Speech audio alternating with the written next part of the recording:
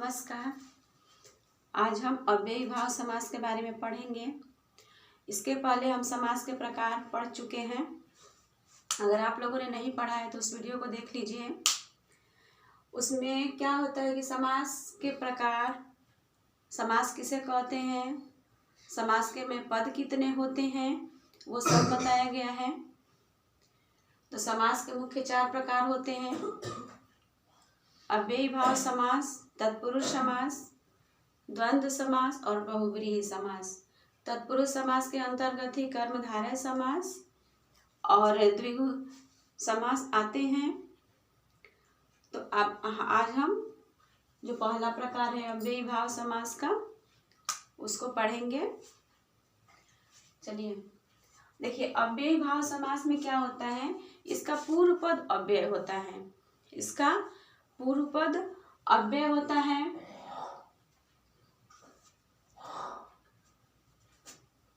और पूरा पद क्रिया विशेषण भी होता है। जैसे यथासंभव, संभावना के अनुसार, यथाक्रम, क्रम के अनुसार, भर पेट, पेट भर। बहुत सारे उदाहरण हैं अव्ययी भाव समास के। आइए हम देखते हैं।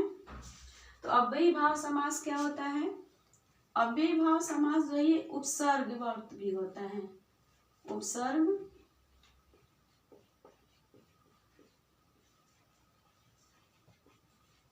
उपसर्ग युक्त भी होता है। इसमें शब्द के पहले ही उपसर्ग जुड़ा रहता है। जैसे भर हो गया, आजीवन हो गया, आमरण हो गया, आजीवन, आमरण। देखिए इसमें जो आ है ये उपसर्ग है। भर पेट,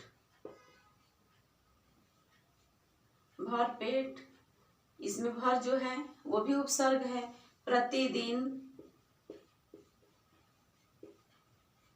इसमें जो प्रति है ये उपसर्ग है। और यह क्रिया विशेषण अव्यय भी इसको कहते हैं, भी होता है। ठीक है। तो अव्ययी भाव समास में इसके पूर्व पद में अव्यय होता है और उपसर्ग लगा होता है, उपसर्गों से युक्त होता है अव्ययी भाव समास। आइए विभिन्न उदाहरणों के माध्यम से हम इसको समझेंगे ताकि हमें अच्छे से समझ में आए।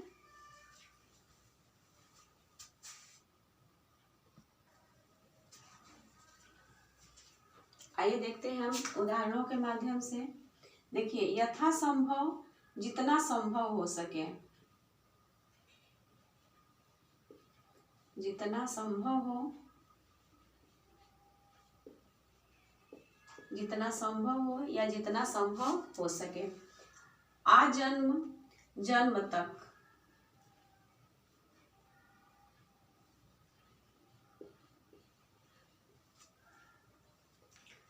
जन्म तक या जन्म से लेकर भी हो सकता है।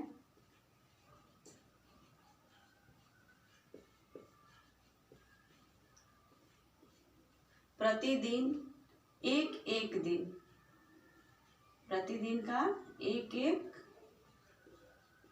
दिन। हाथों हाथ, हाथ ही हाथ में, हाथ ही हाथ में। यथाविधि, विधि के अनुसार।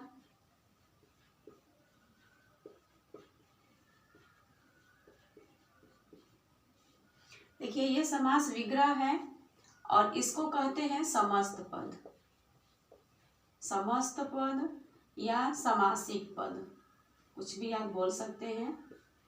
ठीक है। और ये होता है समास विग्रह।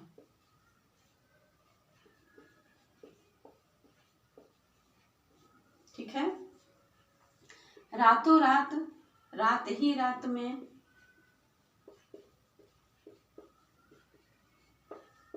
बेकाम, बिना काम के, बिना काम के। यथाशक्ति, शक्ति के अनुसार।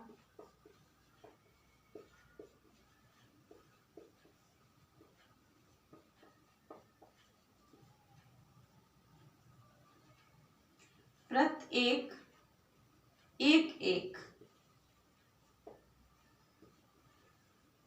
प्रत्येक एक एक, आमरण मरण तक,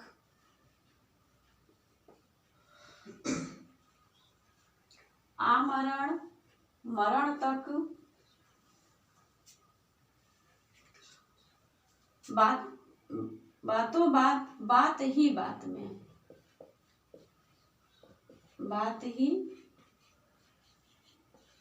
बात में, यथाशक्ति शक्ति के अनुसार, यावत जीवन। देखिए यावत जीवन का मतलब होता है जब तक जीवन है, ठीक है, जब तक जीवन है।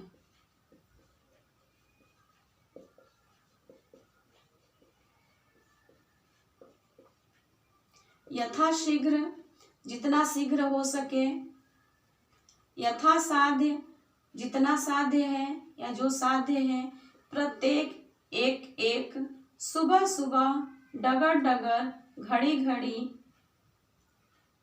सॉरी डगर डगर 2 बार लिख गया है। तो देखिए एक तरह के शब्द जो होते हैं वो भी अव्ययी भाव समास में ही आते हैं। जिसमें योजक चिन्ह होता है वो द्वंद्व समास भी होता है, लेकिन द्वंद्व समास में विलोमार्थी शब्द होते हैं, वो एक दूसरे के विलोम होते हैं, ठीक है, और ये होते हैं एक दूसरे के समानार्थी, यानी कि एक ही समान के शब्द, वो अव्ययी भाव में आएंगे, और जो विलोम होंगे वो आएंगे द्वंद्व समास में। जैसे बड़ा छोटा, दिन रात, ऊपर नीचे, इस तरह के शब्द जो है वो द्वंद्व समास में जाएंगे, लेकिन जो एक साथ एक ही तरह के शब्द आएंगे वो अव्ययी भाव समास में आएंगे, ठीक है।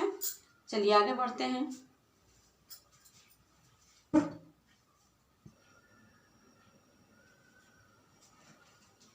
आइए अब हम तत्पुरुष समास के बारे में भी देख लेते हैं। देखिए तत्पुरुष समास अव्ययी भाव का जो है वो प्रथम पद प्रधान होता है, लेकिन तत्पुरुष समास का जो है वो द्वितीय पद प्रधान होता है या अंतिम पद प्रधान होता है, ऐसे भी कह सकते हैं आप, ठीक है। और तत्पुरुष समास में एक तो द्वितीय पद प्रधान होता है या अंतिम पद प्रधान होता है, और तत्पुरुष समास में कारक के चिन्हों का, कारक की विभक्तियों का लोप होता है। जैसे कर्म कारक, कर्ता कारक नहीं होता है इसमें, कर्म कारक से लेकर के अधिकरण तक की विभक्तियों का लोप होता है, और जिस तत्पुरुष में विभक्तियों का लोप होता है यह उसी से संबंधित, तो इसे उसी कारक का संबंधित कहा जाता है। जैसे एक शब्द है फल प्राप्त, फल प्राप्त अर्थात फल को प्राप्त, ठीक है। इसका अगर ये समासिक पद है, अगर हम इसका समास विग्रह करते हैं तो हो जाएगा फल को प्राप्त। देखिए तो जो को है वो कौन से कारक का चिन्ह है, किस कारक की विभक्ति है, तो यह कर्म कारक की है, तो यह हो जाएगा कर्म तत्पुरुष समास। कौन सा समास हो जाएगा, कर्म तत्पुरुष हो जाएगा,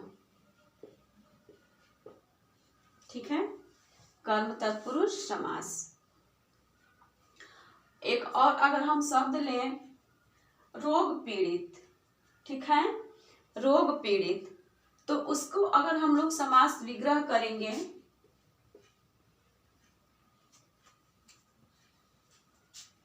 रोग पीड़ित, अगर इसका समास विग्रह करते हैं तो हो जाता है रोग से पीड़ित,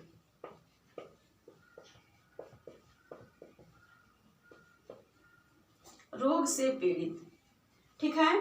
तो ये बताइए जो से है ये किस कारक का चिन्ह है, तो ये है करण तत्पुरुष का चिन्ह, करण तत्पुरुष समास यानी कि करण का चिन्ह। कहते हैं कर्ता ने कर्म को करण से, तो करण से आ रहा है तो यह हो गया करण तत्पुरुष,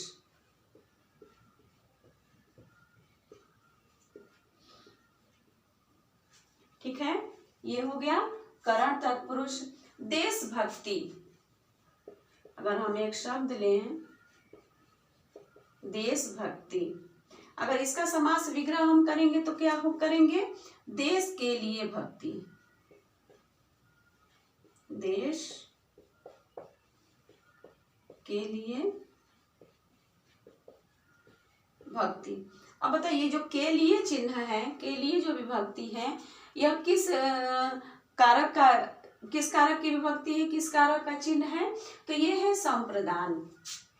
किसका है, संप्रदान का है। ठीक है, संप्रदान तत्पुरुष।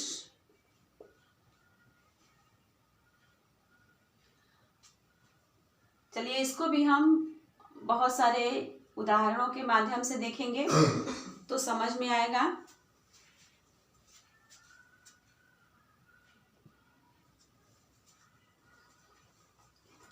देखिए उदाहरणों के माध्यम से देखते हैं।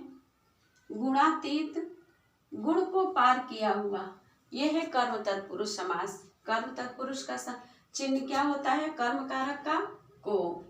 ठीक है, परलोक गमन, परलोक को गमन, स्वर्ग प्राप्त, स्वर्ग को प्राप्त, वन गमन, वन को गमन या वन को जाना, माखन चोर, माखन को चुराने वाला, यश प्राप्त, यश को प्राप्त, अन्न प्राप्त, अन्न को प्राप्त।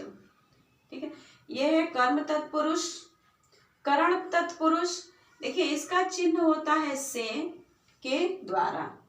ठीक है, करण तत्पुरुष का जो चिन्ह होता है वो से भी होता है और के द्वारा भी होता है। इसका उदाहरण है पद दलित, पद से दलित। ठीक है, स्वरचित, स्व द्वारा रचित, भूख मरा, भूख से मरा, काल, कालक वलित, कालक वलित, काल द्वारा कवलित, करुणा पूर्ण, करुणा से पूर्ण, रस भरा, रस से भरा, हस्त लिखित, हस्त से लिखा हुआ, तुलसी कृत, तुलसी द्वारा कृत। अब संप्रदान कारक का चिन्ह भी हम की विभक्तियां भी देख लेते हैं।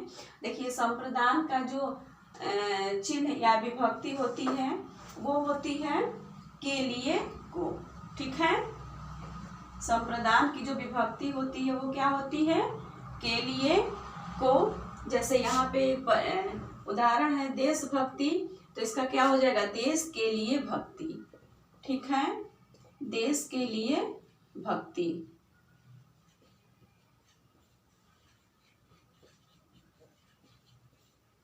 पाठशाला, पाठ के लिए शाला, रसोई रसोई घर होगा, रसोई घर, रसोई के लिए घर, हथकड़ी, हाथ के लिए कड़ी, हवन सामग्री, हवन के लिए सामग्री, युद्ध भूमि, युद्ध के लिए भूमि, शिवालय, शिव के लिए आलय, देव मंदिर, देव के लिए मंदिर, राज सिंहासन, राजा का सिंहासन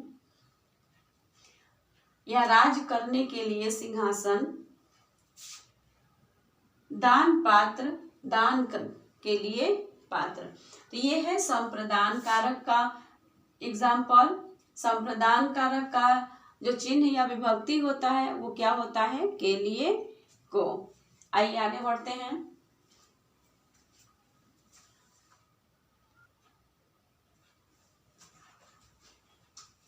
आइए हम इसे भी उदाहरणों के माध्यम से देखते हैं। ये है अपादान तत्पुरुष समास। ठीक है, अपादान का जो विभक्ति होता है वो होता है से अलग होने पर। ठीक है, तो इसमें जो से है उसका लोप होता है। जैसे दुरागत है, दुरागत, दूर से आगत, रण विमुख, रण से विमुख, यानी कि रण से विमुख, रण से दूर होना, धर्म भ्रष्ट, धर्म से भ्रष्ट यानी कि धर्म से अलग होना, जलहीन, जल से हीन यानी कि जल से अलग होना, रोग मुक्त, रोग से मुक्त हो जाना कि रोग से अलग हो जाना, गुणहीन, गुण से हीन, जन्मांध, जन्म से अंधा, ऋण मुक्त, ऋण से मुक्त, भयभीत, भय से भीत, देश निकाला, देश से निकाला, पथ भ्रष्ट, पथ से भ्रष्ट, पति वियोग, पति से वियोग।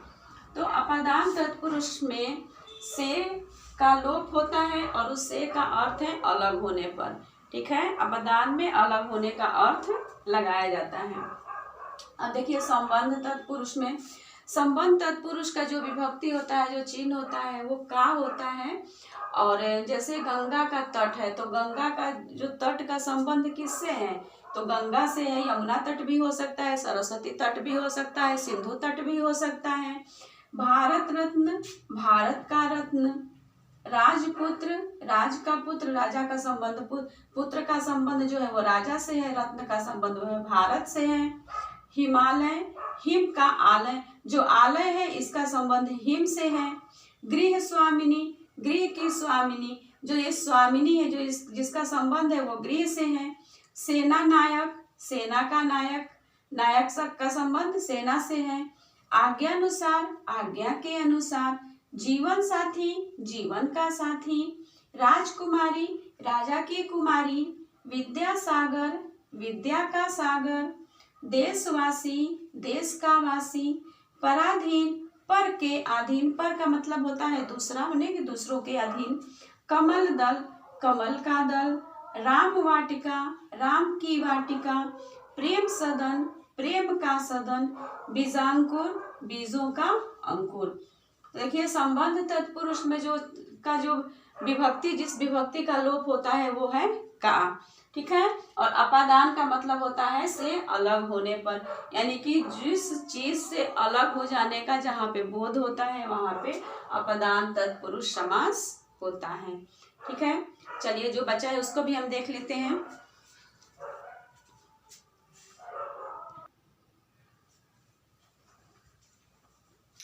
देखिए तत्पुरुष समास में अब लास्ट बचा हुआ है अधिकरण, और इसकी विभक्ति, इसका चिन्ह जो होता है वो होता है में और पर। ठीक है, अधिकरण का चिन्ह क्या होता है, में और पर। तो देखिए इस प्रेम मग्न, प्रेम में मग्न। जल समाधि, जल में समाधि। रणवीर, रण में वीर। शरणागत, शरण में आगत, अच्छा अर्थात शरण में आया हुआ। आप बीती, आप पर बीती। दानवीर, दान में वीर। सिर दर्द, सिर में दर्द। हस्तगत, हाथ में आया हुआ। उदर शूल, उदर में आया हुआ शूल। ठीक है, शूल मतलब होता है कांटा। गृह प्रवेश, गृह में प्रवेश। वनवास, वन में वास। देखिए नए तत्पुरुष समास भी परीक्षा में बहुत ही पूछा जाता है, और इसका जो पूर्व पद है वो नकारात्मक होता है। ठीक है, नए तत्पुरुष का पूर्व पद नकारात्मक होता है, जैसे अनादर, न आदर। अयोग्य, न योग्य। अन्याय, न न्याय। अधर्म, न धर्म। अनंत, न अनंत।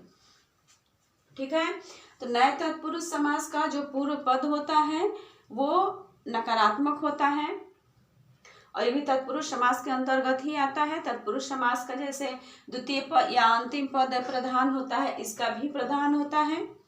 ठीक है, तो तत्पुरुष समास अब यही समाप्त होता है।